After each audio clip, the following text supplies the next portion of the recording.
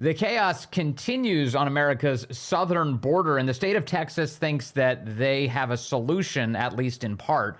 The state of Texas has now taken over, apparently, a portion of the border. It's a small portion, admittedly, just a little over 40 acres.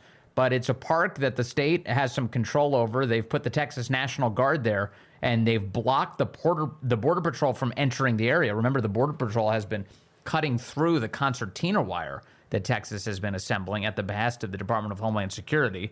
The Border Patrol not able to do that right now in Texas. In fact, the Border Patrol Union has actually issued a statement of support for what Texas is doing to enhance control of the southern border. For more on this, I want to bring in an expert on this subject. Mark Morgan is the former acting commissioner of U.S. Customs and Border Protection under the Trump administration and now a visiting fellow at the Heritage Foundation. Mark, good to have you with us, sir. You too, Vince. Thanks for having me. It is wild to see. You have the state of Texas is now blocked off a section of the border and said, we've got this area, you go elsewhere.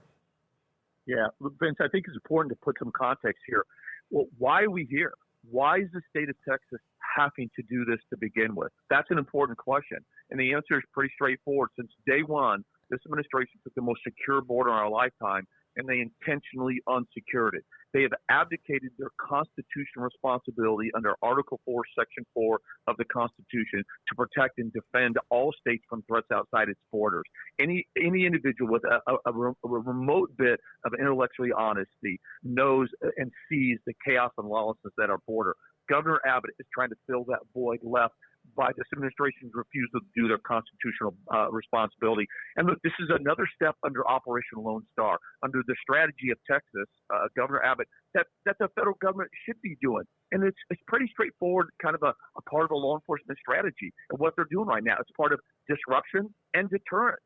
They're trying to disrupt the ability of the cartels to push illegal aliens, drugs, criminals, national security threats across, and they're trying to deter illegal aliens from working with the cartels to come here illegally. It's pretty straightforward. It's exactly what we were doing under the Trump administration. But they wouldn't have to do this were it not for the fact that the Department of Homeland Security is requiring Border Patrol agents to cut open Texas property, which is this concertina wire they're laying down in these buoy systems that they've been trying to lay down to stop the flow of illegal humanity into the United States. The Biden administration has been destroying these border barriers. It makes sense that Texas would react this way. Vince, I could have said it better myself, but from day one. So the Biden administration stopped building the wall. Texas started building the wall. They tried to sue them to stop it. As you mentioned, the water barriers to put in. By the way, when I was commissioner, we were about ready to deploy those exact water buoys in the water, just as the Governor Abbott has done. They tried to do that. They sued them to stop it. The concertina wire, they put that up. They cut it. They lift it. They're suing. Not only has the Biden administration dismantled every effective tool, authority, and policy we have to secure the border, they're actively trying to sue and prevent Texas from doing it. I mean, Vince, we're literally living in an alternate world right now. We definitely are. It must create some interesting drama, though, down there in Eagle Pass, where you have state officials telling Texas National Guards, telling federal law enforcement officials, you are not to pass. You do not have jurisdiction here. You don't have access here. This is a standoff that's going to clearly escalate. It has the potential, Vince, and that's another good point that some folks aren't talking about, because there is, look, you start getting a little bit in the technical law aspect, but there is a supremacy clause, right? The federal law trumps state law. And so I'm hoping, my sources are telling me, though, that Texas DPS, as they always do, they coordinated with Border Patrol in advance. They told them what was going to happen. They gave them time to kind of remove some of this stuff that they'd set up in the park. Yeah. So I think operationally, locally, I think leadership is going to work that out. I don't think this is a hill for Border Patrol to proverbially die on with respect to this. So I think you're going to see things worked out, but it could come to a head. I mean, the question is, what if Border Patrol leadership says, no, we're coming into that park? What happens then? Right. But the United States has failed in its obligations to the state of Texas and all of these other border states, for that matter, every one of our states in the country. They have a constitutional obligation to protect states like Texas against invasion. They have failed by any definition of the term. I'm not sure what the number would need to be to call this an invasion. But from where I'm sitting, we are being invaded. We have millions of illegal foreign nationals from every country on the planet coming in at the invitation of the Biden administration. How is it not an invasion? It is, Vince, and again, well said. And that's why, I started off with this is clearly they have abdicated that constitutional responsibility under Article 4, Section 4. And then the Constitution, it provides a remedy for that. In fact, I believe most of the states wouldn't even ratify the Constitution if Article 1, Section 10 hadn't been included. And part of that is if the federal government is unable to fulfill their constitutional duty to protect the states from invasion, the states have a self-help remedy. They get to step up and defend themselves. That's exactly what Governor Abbott is doing. And I'll go a step further with invasion. And this is very important. It's an invasion, not just of physical people. It's that. Plus, it's an invasion of drugs, of criminals, and national security threats. And who's driving that? The Mexican cartels. That's our enemy. So I think that as these lawsuits go, I'm hoping that it's going to get to the Supreme Court, and that issue of invasion under the constitutional issues is going to be at the forefront. Yeah, and look, anyone who studies this, I know you know this obviously in more detail than most, it realizes that the beneficiary of the Biden administration, there is no greater beneficiary of the Biden administration's decision here than the cartels. And normally, if, say, we were conducting an operation within Mexico, we were trying to figure out a way to navigate in there, we'd have to assess first and foremost whether the law enforcement was compromised in the area, whether they were corrupted by the criminal enterprises around them. That's a really important element of this. Unfortunately, as good as the men and women of the Border Patrol are, their mission is compromised by the Biden administration's deference to the cartels rather than the American people. Vince, absolutely correct. And that's a very important issue, is that this administration, being led by Secretary Mayorkas, again, I refer to Secretary Mayorkas, chief architect of the open border policy. At the stroke of his pen, he has literally transformed the Border Patrol mission. He has fundamentally shifted their mission from a law enforcement national security mission to that of being a processing enterprise. He has literally turned the Border Patrol into a federal travel agency. They've been pulled off the front line. They've been pulled away from their law enforcement and national security mission, relegated to administrative duties associated with catch and releasing illegal aliens. And that's why I always say that's why the numbers are so important, because illegal immigration is not a victimless crime. It pulls those law enforcement and national security resources off the front line. Our border is unpatrolled and unmanned. We literally handed operational control over the cartels. And what do? Drugs, criminals, national security threats pouring across our border every day. And then he has the temerity to say to the Border Patrol this past week, yeah, we're releasing more than 85% of the illegals who come into the country. 85%. So just imagine if if a police chief met with the cops and said, yeah, 85% of the criminals you're arresting, we're just releasing back into the community. I mean, it would be a nightmare. It would be a total nightmare. Who would want to do that job? I'm stunned that we have Border Patrol agents who are still hanging in there. I agree with you. And think about it. That's another thing that this administration, the open border advocates, and look, I'm just going to be straight. Most of Democrats, they try to twist the narrative and a lot of American people, and they make it seem like what you just said isn't the case. Everybody listening needs to understand, if you enter in between the ports of entry, that's a crime. It doesn't matter what you claim afterwards, right? It doesn't matter if you file asylum claim, which, by the way, we know 90% of them are fraudulent because they're economic migrants. The end doesn't justify the means.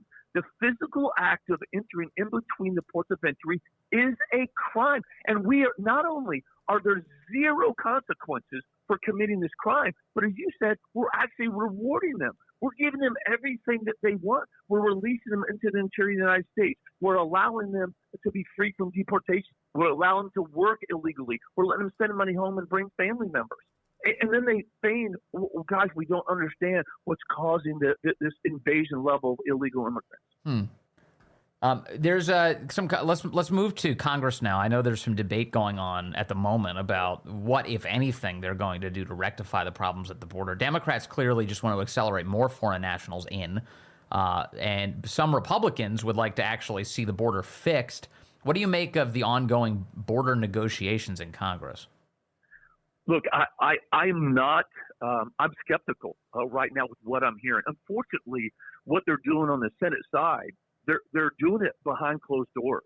Vince. There's not a lot of transparency with respect to what they're doing. So that's inviting a lot of skepticism. And of course, like everything, things are leaking out. Here's what we know is that H.R. 2, the strongest piece of border security legislation that's ever been passed by the House, all but one senator on the Republican side voted for it, including Senator Lankford. H.R. 2 provides the pathway to actually reverse course and instill meaningful policy that will be able to allow us to secure, defend, and protect our borders. So that's the answer.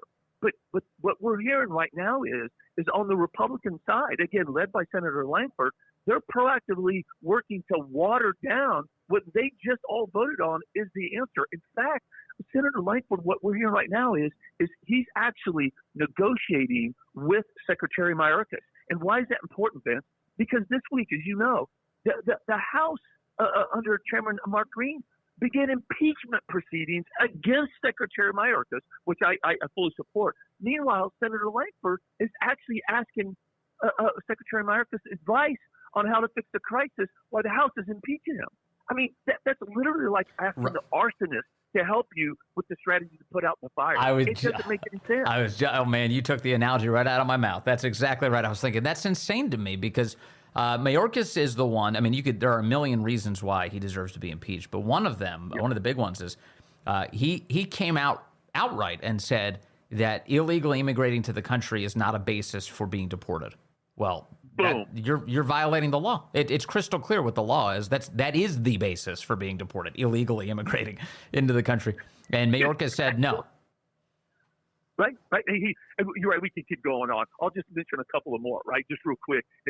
So not only did he say that, but he also is releasing people in the United States in violation of the law.